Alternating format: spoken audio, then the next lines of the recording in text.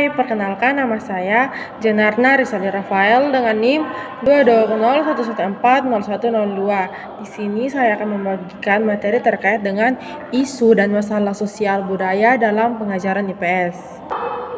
Isu dan masalah sosial budaya dalam pengajaran IPS itu meliputi yang pertama, ada masalah tren globalisasi dan keragaman budaya. Yang kedua, ada masalah-masalah lingkungan dan pendidikan lingkungan. Yang ketiga, ada masalah-masalah hukum, ketertiban, dan kesadaran hukum. Yang berikut ada masalah-masalah hukum dan pendidikan kesadaran hukum warga negara.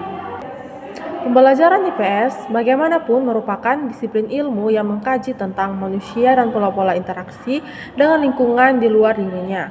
Pemahaman dan penghargaan terhadap manusia yang lain, mengapresiasi dan mewarisi kekhasan peninggalan peradaban manusia, dan yang lebih penting dalam hubungannya dengan masalah ekologi, melestarikan dan memanfaatkan sumber daya alam secara rasional dan wajar, merupakan pilar-pilar dari tujuan pembelajaran pendidikan IPS. Hakikat IPS bertujuan untuk membentuk warga negara yang baik melalui pemahaman terhadap pengetahuan dan kemampuannya di dalam berinteraksi secara positif dan aktif dengan lingkungannya. Di dalam interaksi dengan lingkungan itulah aspek-aspek tentang hukum, ketertiban, dan kesadaran hukum penting yang dimiliki oleh siswa sebagai anggota masyarakat.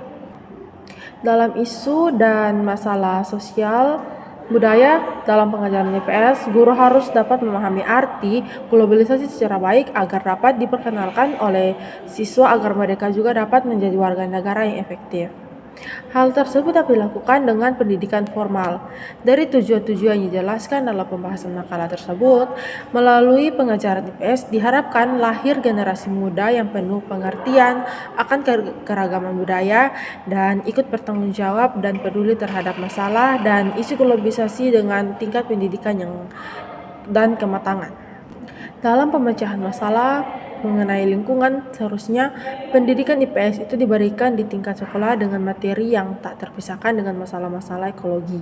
Pendidikan ekologi memiliki tujuan tidak hanya pada tata aturan konseptualisasi, yaitu untuk pengembangan disiplin ilmu itu sendiri, tetapi juga memiliki fungsi aktualisasi, yaitu pengalaman ilmu di dalam konteks praktis sehingga dapat bermanfaat secara langsung untuk kepentingan keselamatan, kesejahteraan, dan keharmonisan manusia di situasi dan hubungannya dengan lingkungan alam di sekitar sisi lain.